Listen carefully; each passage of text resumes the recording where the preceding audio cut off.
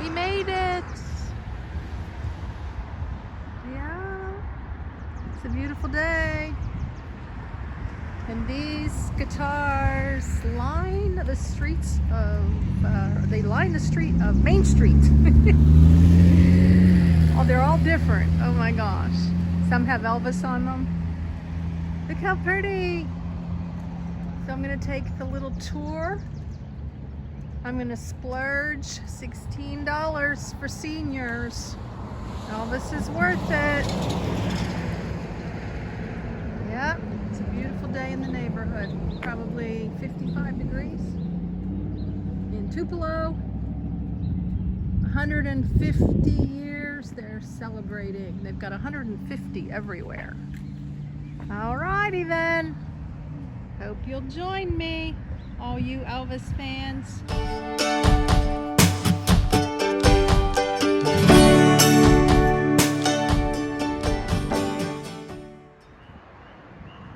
Just made it to Tupelo, Mississippi.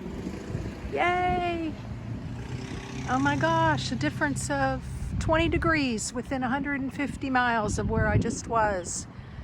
I had just come from Ocean Springs, and then I was in Jackson, and now I'm in Tupelo. And what do we got going on over here? A few minutes ago there was a crowd here, so I was just kind of waiting till that dispersed. Elvis Presley and Tupelo, yeah. Born in Tupelo on January 8th, 1935 to Vernon and Gladys Presley. Born in a 2-room house built by his father, grandfather, and uncle. He was one of identical twin brothers born to the Presleys. Oh my gosh, and a homecoming in 1956. Oh my gosh. 2 years before I was born. Darn. Look at this, guys. And I am planning on heading over. It is Sunday afternoon, a little after 5. The museum, the church, and the home where he grew up, I'm going to visit tomorrow morning. Hello, Elvis. Wish you were still here. Darn it anyways. Okay, so there's the big 150. Here's Elvis from a different side. And we'll walk around here. Give this statue the due respect it deserves. Oh yeah, his backside.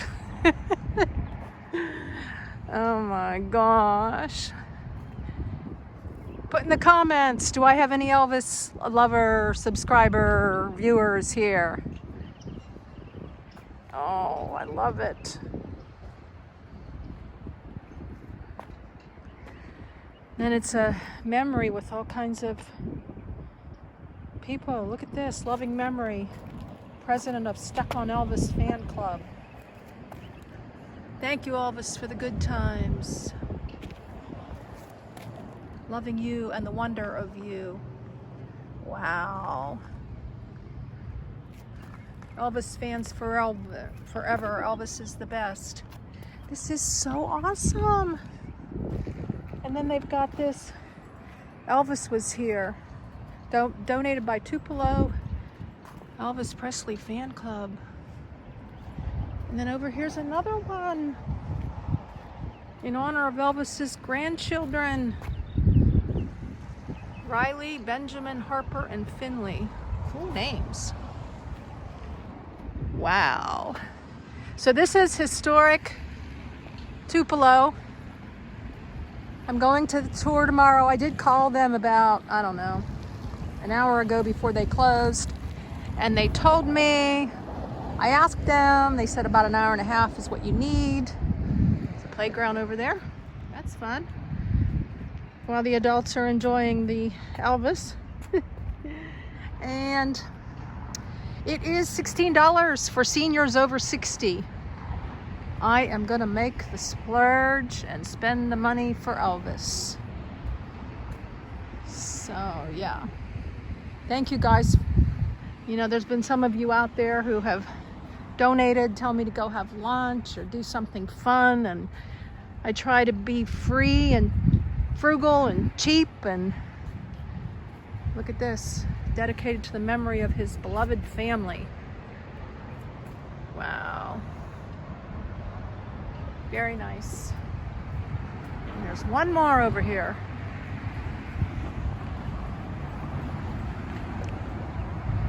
So I think, yeah, this is the most exciting statue I think I've seen. Now, I did enjoy the ones in Boston, but I'm not a history buff, you know, and really, really do like Elvis. So I don't think I listened to him when I was growing up. I kind of just started liking him, I don't know, in my 20s when I made it. Your Elvis experience starts here. See, guys? Yeah. And what you just watched was yesterday. I was going to do it all on Sunday, and I didn't get here in time. So that was preliminary. Now we're on to day 2 here in Tupelo. All right, guys, this is a total shock. I just got to the door. Can you believe it? Because of the coronavirus. And I just called yesterday to confirm. Oh my gosh. This is really bizarre. We'll walk around the grounds. I can hardly believe this. Birthplace of Elvis Presley right over there. Let's go see. This scored concrete circle contains granite blocks denoting each year of Elvis's life from the 1935 birth block at the front of the birthplace to the completed circle at 1977. Very cool. Just coming. 1, 2, 3. Survived a devastating tornado. Do you want to go in college? Okay, this is a shock. Okay, I guess I'm gonna have to read this stuff online, right? Or see pictures online. All right, guys, this is as good as it gets. Really wanted to walk inside his home.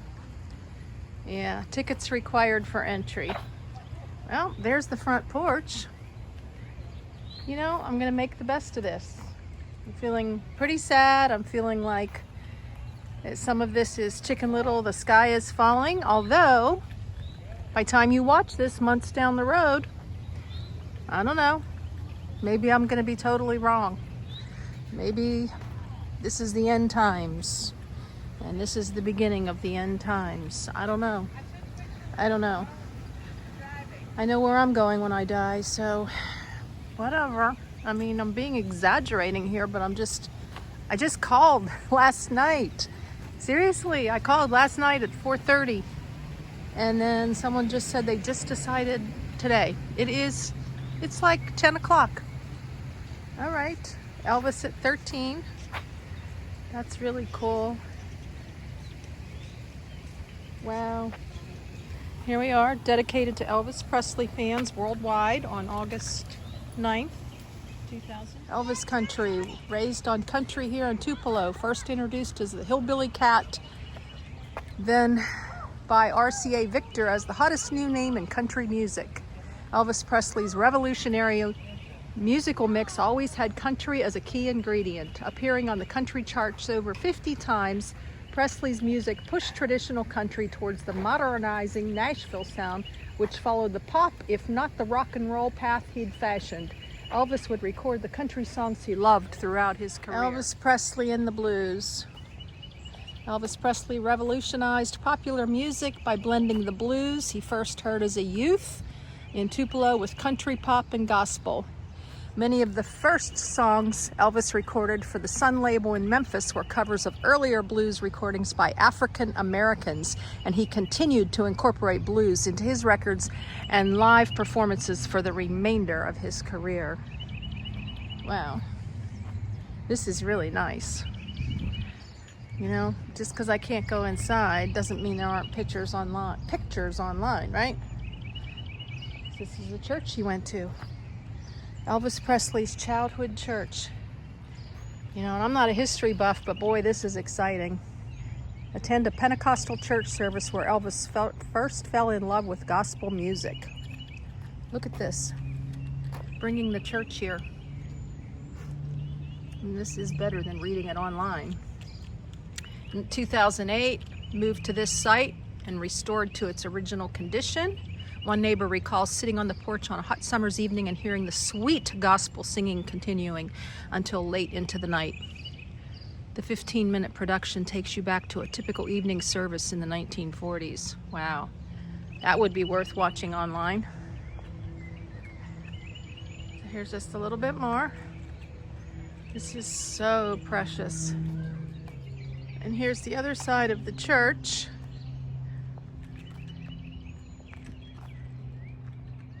And the outhouse. Replica of an outhouse that was typical in a poor southern neighborhood. Oftentimes a single privy was shared by several residents.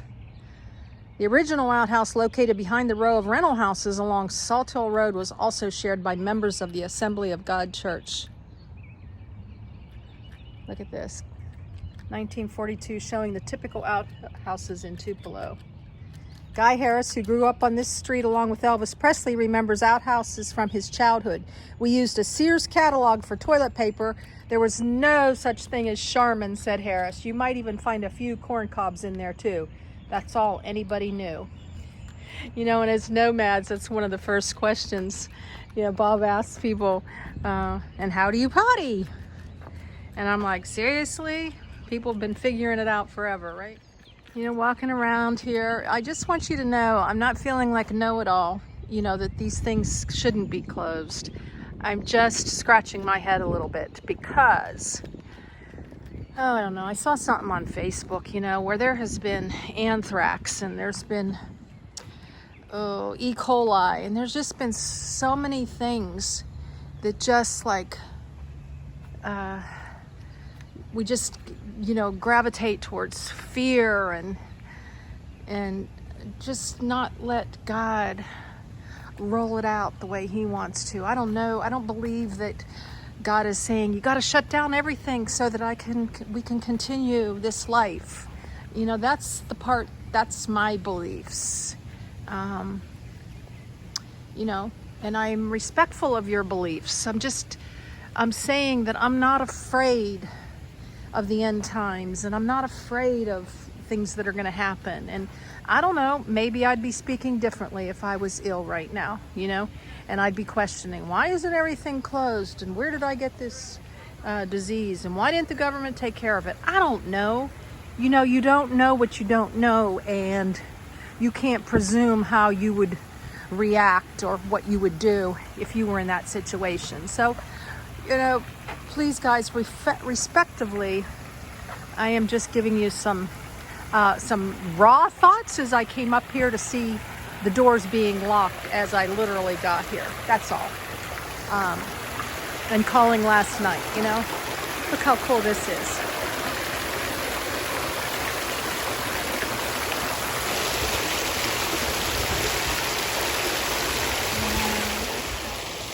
I'm going to read some of this.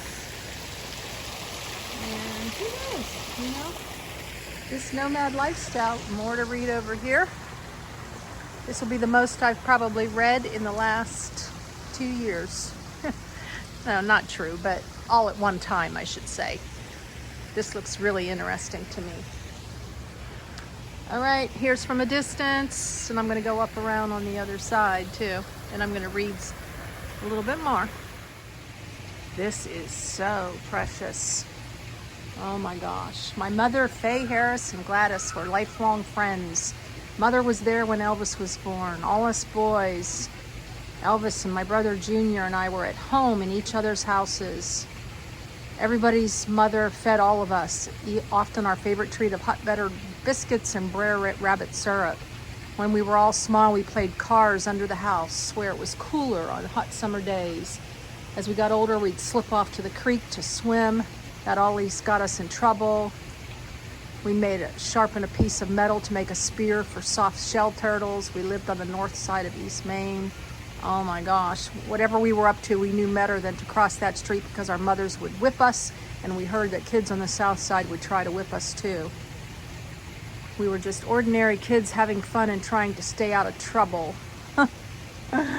Pulling pranks or aggravating another kid. Oh my gosh.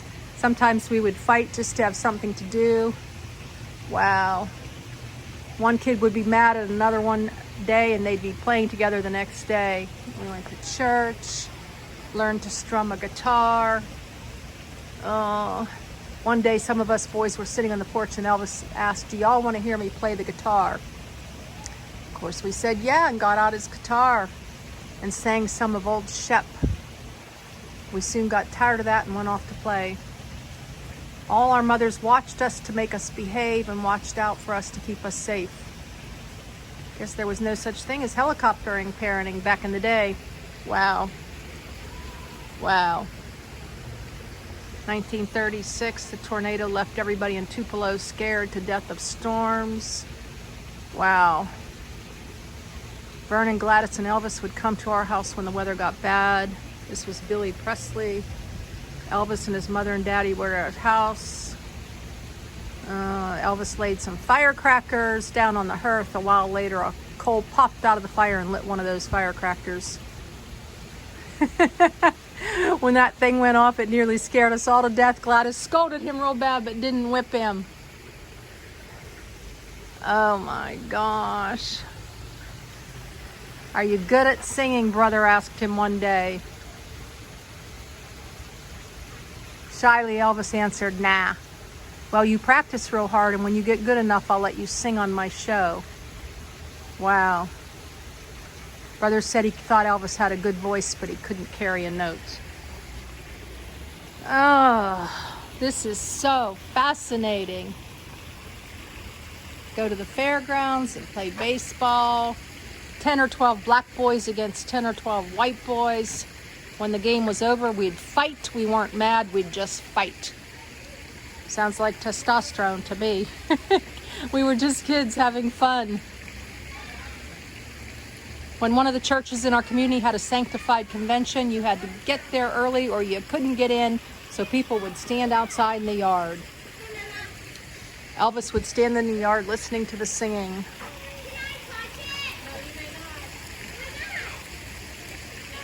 Elvis wanted a .22 rifle or a bicycle. Gladys wouldn't buy it. She'd also thought he'd would get hurt on the bicycle. Wow, sounds like my parenting. Elvis was so disappointed that he cried and said he didn't want anything else.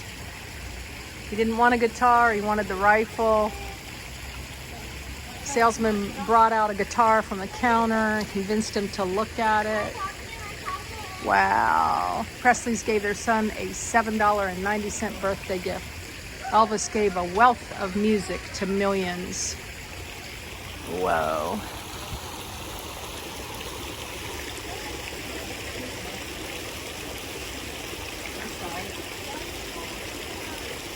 He came back in 1956 to a fair here. This time, however, he was escorted in and the mayor gave him a key to the city, and he wasn't wearing overalls either. Wow. Moved to the Hill, a predominantly black neighborhood. Mother reluctant at first. She was very protective of him. I can relate to that mother. They were inseparable. They played in a tree house his daddy had built for him. It was about head high from the ground. Had a floor, no sides or cover. They kept their goodies, banana or cheese sandwiches, Kool-Aid, and his prize guitar, a broom handle. He carried on revivals every Sunday in the neighborhood. Loved that music. Elvis would pick up his guitar and sing and tell us one day he was going to be in the Grand Ole Opry. We were all very doubtful of that. But we didn't say anything to him about it. Oh my gosh. Dream and goal-buster friends, right? The kind we don't need. Elvis was the type of guy everybody liked. He was real honest, humble. He was just a real good, what I would call, country boy. We were all poor then, but we didn't know it. We weren't hungry, so we were fine. Wow. Elvis, Billy Walsh, and I sang Down by the Riverside and You Are My Sunshine together, and then Elvis sang Old Shep by himself. In those times, the guitar was considered hicky and accompanied what people in the South called hillbilly music. But he was encouraged and praised by his homeroom teacher. Wow, what a difference young teachers make in kids' lives, huh? Who can say what a lasting effect she had on that poor shy boy when she asked him to stand in front of our class and sing? This guy had saved 3 years for a bike, and Elvis asked if they could trade. If we had traded, Elvis would have had a bike and I would have had a guitar that I couldn't play and likely never would have been able to play. I often wonder what the result might have been if we had traded. Wow. Everything nice about everyone. There is everything nice about Elvis. Wow.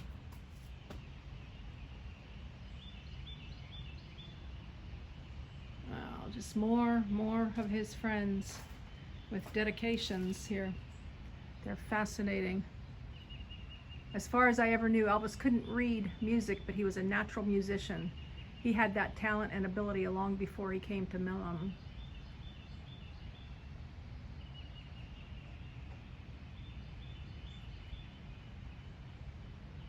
Wow, he was offended that someone who owned a shirt factory, Elvis lit into him, shoving and pushing. Wow. He gave them a warning about fighting, but didn't punish them. He wore overalls and a shirt to school every day. His voice was a gift from God. Many have copied after him. He copied after nobody. His movements, his singing gyrations, those were his way. They didn't come from the church or other singers. He just kept at what he had begun in East Tupelo and did it his way. He began singing in church at 10 or 11.